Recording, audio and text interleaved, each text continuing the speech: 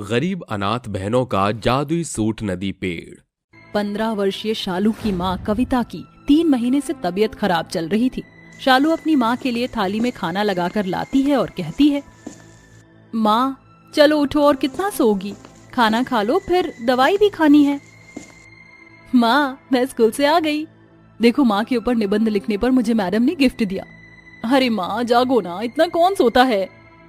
माँ माँ सुनो ना, माँ उठो, आप आंखें क्यों नहीं खोल रही, कुछ बोल क्यों नहीं रही हो माँ। माँ आप हमें ऐसे छोड़कर नहीं जा सकती माँ।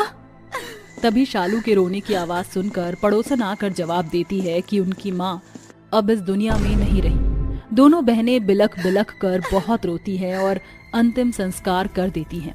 अनाथ बच्चियों पर तरस खाकर पड़ोसन उन्हें 2 दिन तक खाना दे देती है।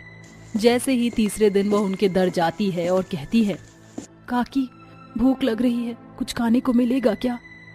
अरे तुम दोनों गरीब अनाथ बहनों ने मेरे घर को होटल समझ रखा है, जो तुम जब भी आओगी तो खाना खिला दूंगी। 2 दिन खिला दिया क्या काफी नहीं है। अब क्या तुम्हारा जिंदगी भर का राशन पानी मैं अपने घर से करूं। मेरे पास तुम्हारे लिए अब कोई निवाला नहीं है, जाकर कहीं और से इंतजाम करो। ठीक है काकी। पड़ोसन चंपा की कटी बातें दोनों बच्चों के दिल पर तेजी से वार करती हैं। दोनों बहन रोते हुए नदी की ओर पहुंचकर अपनी माँ को याद करने लगती हैं। तभी 8 साल की छोटी बहन प्राची कहती है, दीदी आपको भी मेरी तरह माँ की बहुत याद आ रही है ना। हाँ प्राची, माँ के बिना कुछ अच्छा नहीं लग रहा। दीदी क्या मैं आपकी गोद में अपना सर रख लूं? माँ होती तो वो ऐसे ही किया करती थी। हाँ रख ले, तेरा जब भी मन हो मेरी गोद में सर रख लेना, पूछने की जरूरत नहीं है। छोटी इस नदी को देख रही है, इसका बहता जल कितना शांत है, जैसे ये अपने आसपास पौधों को खुश रखता है, बिल्कुल इसी तरह हमारी माँ भी थी। हाँ दीदी, पर दीदी अब हम कैसे रहेंगे, मुझे बहुत भूख लग रही है, कुछ बना दो ना दीदी। ठीक है घर चल, मैं बनाती हूँ कुछ, पता नहीं घर में कुछ होगा भी या नहीं। दोनों बहनें घर पहुँचती हैं। शालू कुछ बनाने जाती है पर वहाँ राशन के डिब्बे खाली पड़े थे। ये देखकर वो कहती है, हे भगवान, अब हम गरीब अनाथ बहनों का क्या होगा। माँ भी हमें छोड़कर चली गई, घर में भी कुछ नहीं है। दीदी क्या हम भूखे ही मर जाएंगे। नहीं नहीं मेरी बहन, ऐसा कुछ नहीं होगा, मैं काम करूंगी। वो देख माँ की सिलाई मशीन रखी है, उन्होंने मुझे सूट सिलना सिखाया था, वही काम करके हम अपना पेट पालेंगे। ऐसा कहकर शालू अपनी माँ की सिलाई मशीन निकालकर धूल मिट्टी हटा देती है और एक बोर्ड पर सूट सिलवाने की सूचना लिख देती है। ये देखकर आसपास के लोग शालू से सूट सिलवाने आते हैं। अरे बेटा शालू, मुझे शादी में जाना है, जरा मेरा सूट सिल दे।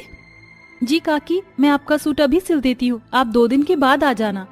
ऐसा कहकर शालू उसका सूट सिलने लगती है। वहीं छोटी बहन अपनी किताबें पढ़ने लगती है। ऐसे ही 2-3 दिन में उसके पास काफी सारे लोग सूट सिलवाने आते हैं, जिसकी बदौलत वो थोड़ा बहुत राशन लाकर अपना गुजर बसर करते हैं। वक्त बीतता है, दोनों बहनें सयानी हो जाती हैं। जहाँ दोनों एक ही कॉलेज में पढ़ा करती थी, शालू सूट सिलकर ही सारा खर्च उठाया करती थी। तभी प्राची अपनी बहन के पास आकर कहती है, दीदी मेरे कॉलेज में फैंसी ड्रेस कंपटीशन है, आप मेरे लिए इतना अच्छा सूट बनाओ कि उस फैंसी ड्रेस कंपटीशन में मैं जीत जाऊं। पता है फर्स्ट प्राइज वाले को विनर में 5,000 रुपए मिलेंगे। पर प्राची तू उन पैसों का करेगी क्या। दीदी वो सोचा नहीं, छोटी चिंता मत कर, ऐसा सूट बनाऊंगी कि उस कंपटीशन में तू ही फर्स्ट आएगी। शालू ये कहकर अपनी बहन के लिए बाजार से एक सुंदर सा कपड़ा लाकर उसमें नग मोती जड़ देती है, जिसके बाद वो एक सुंदर सा सूट तैयार करती है। ये पहनकर प्राची कहती है, अरे वाह दीदी, आपने तो इतना अच्छा सूट बनाया है कि सच में आज तो मैं ही फर्स्ट आने वाली हूँ। शुक्रिया दीदी, आप बहुत अच्छी हैं, आपने मेरा बचपन से कितना ख्याल रखा है। पर दीदी इसका कपड़ा और आपने जो इसमें सामान यूज किया वो तो काफी महंगा आता है, आप सस्ता सा बना देते। नहीं, अपनी बहन के सूट में मैं कोई कमी नहीं रखना चाहती थी, क्योंकि वह कंपटीशन तुझे जीतना है ना। वो तो शुक्र है कि तेरा सूट बन गया, तभी सिलाई मशीन टूट गई, अब उसमें भी खर्चा आएगा और पैसे सारे खत्म। अब जा वरना लेट हो जाएगी। जी दीदी। ऐसा कहकर प्राची अपने कॉलेज पहुंच जाती है, जहां बाकी लड़कियां मेकअप कर रही थी तो प्राची भी करने लगती हैं। ये देखकर पास की 2 लड़कियां कहती हैं, बाप रे बाप, इसका सूट तो बेहद अच्छा है, कहीं ये हमसे जीत ना जाए। ऐसा करते हैं इसके सूट को खराब कर देते, फिर हम ही जीतेंगे। ऐसा कहकर वो दोनों लड़कियां कैंची लाकर उसका मेकअप करते वक्त चुपके से सूट को जगह जगह से काट कर चली जाती हैं। जैसे ही प्राची का नाम स्टेज पर अनाउंस होता है तो उसकी फ्रेंड माही उसके फटे सूट के बारे में बताती है। ये जानकर प्राची बहुत रोने लगती है। हे भगवान, दीदी ने इतने पैसे खर्च करके मेरे लिए महंगा सूट बनाया था और अब वह मैं पहन भी नहीं पाऊंगी और इस कंपटीशन में जीत भी नहीं पाऊंगी। अब क्या होगा? तभी शालू वहां पहुंचती है।